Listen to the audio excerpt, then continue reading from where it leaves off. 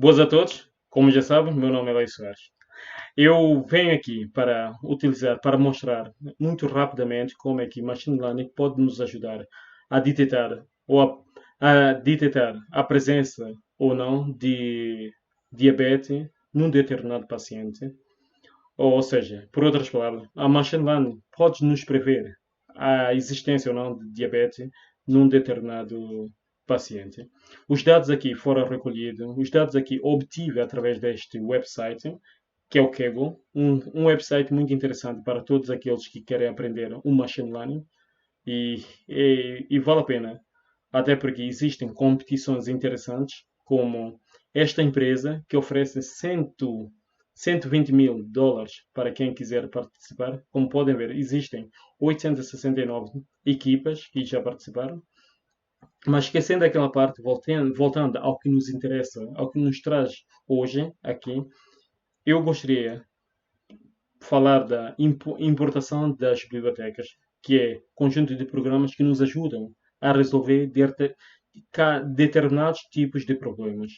Neste caso, eu importei o Pandas, NumPy, Matplotlib e Seaborn. Essas duas bibliotecas permitem-nos fazer a representação gráfica dos nossos dados. Panda permite fazer a análise estatística, fazer toda a manipulação dos dados necessária e que nós queremos fazer com o nosso dado. E o NumPy, por outro lado, permite fazer toda a análise numérica, ou seja, álgebra linear associada aos nossos dados. O nosso dado é carregado através deste comando. Eu criei esta variável onde salvo o meu dado. E este dado, como podem ver, é este conjunto de dados aqui. Tem elas todas aqui, como podem ver através do Excel. E felizmente, finalmente, carreguei o meu dado através desta variável e ainda através desta variável eu posso imprimir essa informação. E finalmente, no item, existem alguns passos interessantes em relação ao Machine Learning. É claro, importar a biblioteca, carregar os dados e explorar os dados. Na exploração de dados é uma das secções que talvez, não digo mais importante, mas muito importante neste processo. Porquê? Porque ela ajuda-nos a perceber as relações, as correlações que existem entre as variáveis, as distribuições que existem entre variáveis, de um modo geral, para um analista de dados, e também estatísticas, este processo é muito importante nas suas atividades, ou esta fase. Se bem que eu apresento alguns tópicos, mas estes tópicos podem ser expandidos.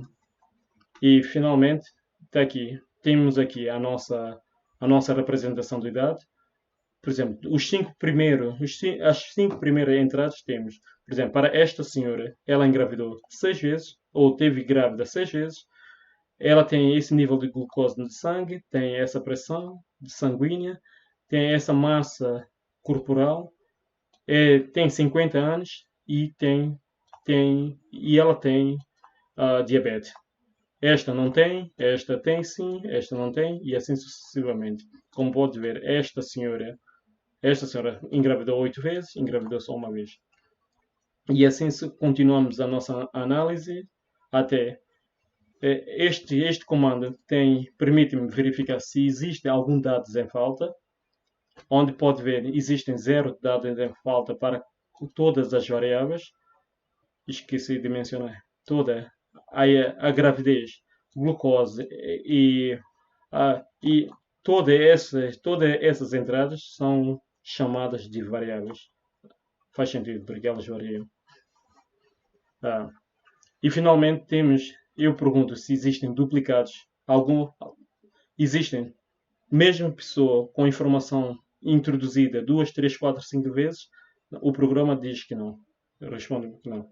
Finalmente, eu faço a representação gráfica das pessoas que têm diabetes e as que não têm. Eu verifico aqui, das que não têm, são à volta de 500, das que têm, são à volta de 250, 260, à volta disso. E finalmente faço também uma representação gráfica da relação entre a existência de diabetes ou não. E a relação da diabetes e versus número de vezes que teve grávida. Podemos verificar, de acordo com este dado, que as pessoas que engravidaram mais de que 7 vezes têm tendência a ter diabetes, de acordo com este dado. Este dado saliente não pode ser, ou esta informação não pode ser generalizada à população mundial, até porque essa informação, estes dados são dados provenientes de uma instituição indiana, então não podemos partir dela e generalizar. Este dado não serve nenhuma, não representa a população, ou não é uma amostra representativa da população mundial, como é. Finalmente temos o box plot. Ela permite-nos visualizar os dados que estão fora do padrão. Por exemplo, no caso da idade, que é age, se eu tiver alguém com idade, por exemplo, por, por uma razão qualquer, alguém se tivesse introduzido, tiver idade de 200, ela há de ser detectada através disto. Ou seja, este 200 anos estaria apresentado, em vez de 80, ia para 200 e esse valor estaria aqui. E facilmente eu consigo detectar este dado e corrigir ou eliminar. Eu consigo corrigir, tendo conhecimento de como foi introduzido esses dados, eu posso corrigir, fazer um acerto desta informação. Quem fala de idade, por exemplo, 200 é valor fora de padrão para cima, ou sim, para cima, e também existem valor fora de padrão para baixo. Ou seja, se existir idade à volta de -1, -2, até porque essas idades não existem. Então, esses dados teriam que ser alterados. Finalmente, temos a secção da preparação de dados. É a secção que eu particularmente acho mais importante para Machine Learning.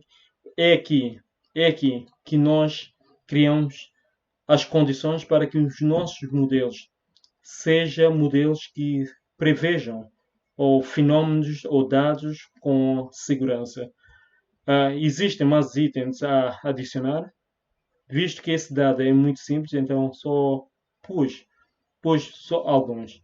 Entre eles, pus de uma forma muito simplificada a normalização que é preciso fazer e eu separo, eu crio duas variáveis de valores variáveis independentes que é x e a variável dependente que é y, ou seja, numa função para você numa função, imagina y igual a f de x, é claro, y é dependente de f de x, e enquanto x é uma variável independente.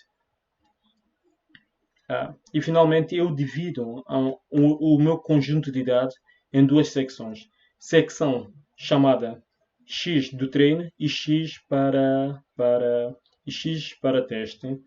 Eu optei por manter, tenho esta x do treino, variável independente do treino e variável independente do treino, variável independente para teste, variável dependente do treino, variável dependente para teste. Por que essas duas separações? A variável para treino ela é importante para que o modelo, ao processar essa informação, encontre padrão que separa as duas classes de diabetes, das pessoas que não têm, das pessoas que têm. Modelo por si só é capaz de encontrar padrões, encontrar limites que separam essas duas classes, das pessoas que têm e das pessoas que não têm. E a variável reservada para teste serve-me como um parâmetro em que eu vou dar ao modelo para testar a eficácia, o quão eficaz é o meu modelo, o quão seguro, ou até que ponto eu posso confiar no meu modelo. E o algoritmo que eu utilizo para criar o meu modelo é chamado regressão logística. Este é um modelo, é um algoritmo desenvolvido para processar, para resolver problemas de classificação, ou seja, se existe, se é diabetes ou não, se é preto ou branco, se é alto ou baixo, se é grande ou pequeno, e esses tipos de problema com esta regressão logística é possível resolver. E eu ajusto o meu modelo a dados que reservei para treino, tanto do X e Y, e finalmente eu verifico a eficácia que em relação ao modelo. Através desta função, eu verifico que eu tive, em relação ao treino, eu tive 77% de eficácia. Uh, Em relação com esta função, verifica que tive 82% de eficácia em relação ao teste, em relação aos dados reservados a teste. E quais são, que valor, que valor foram previstas em relação ao teste? Através deste comando, eu posso ver que o resultado final previsto nos testes foram esse, que essa determinada pessoa tem, o meu teste prevê que ela tem diabetes, não tem, essa segunda pessoa não tem, essa terceira tem, essa não tem, e assim sucessivamente. Nesta análise, eu vim apresentar ela mais tarde aqui, onde eu combinei o valor real, valor que a instituição de saúde forneceu, que é esta coluna, valor que o meu modelo previu, que é esta coluna, e a probabilidade associada a cada um destes valores, que é esta coluna, que é respectivamente esta coluna é esta função, esta, esta função representa esta, e esta função, que é o valor real, é aqui. Então, o que é que temos? Temos que, num valor, na pessoa que verdadeiramente teve diabetes, o meu modelo disse que ela teve diabetes. Nessa pessoa que não teve, o meu modelo também diz que não teve. Infelizmente, nessa pessoa que não tinha diabetes, o meu modelo disse que tinha. É mau. Sim, é mau. Ainda situações piores haveremos de ter. Que é mais em baixo, por exemplo. Mais em baixo.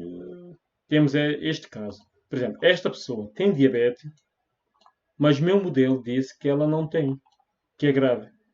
Ou seja, isto significa, se esse modelo for implementado num hospital, numa clínica ou numa instituição qualquer de saúde, este modelo ia dizer, ou diria para esta pessoa, representa que ela foi a esta instituição, fez os testes isso, e quando o médico ou especialista pôs os dados a correr, disse finalmente para esta pessoa que ela não tem diabetes, enquanto na verdade ela tinha, o que é muito, muito grave nesta área.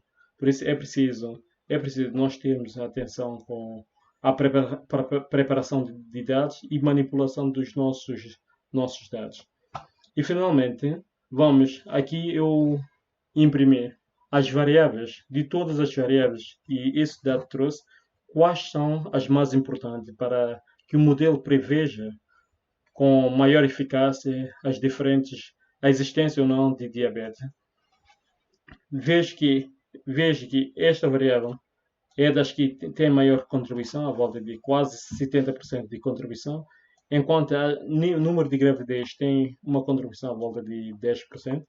Repito, para este dado, para este conjunto de dados, porque ela não é representativa da população mundial, mas neste caso é o que os dados, é o resultado que eu tenho. E mais embaixo eu tenho a representação, ou criei a função de Confusion Matrix, e tem ela aqui. Bem, de um modo geral vou explicar. Aqui neste gráfico significa que o meu modelo previu que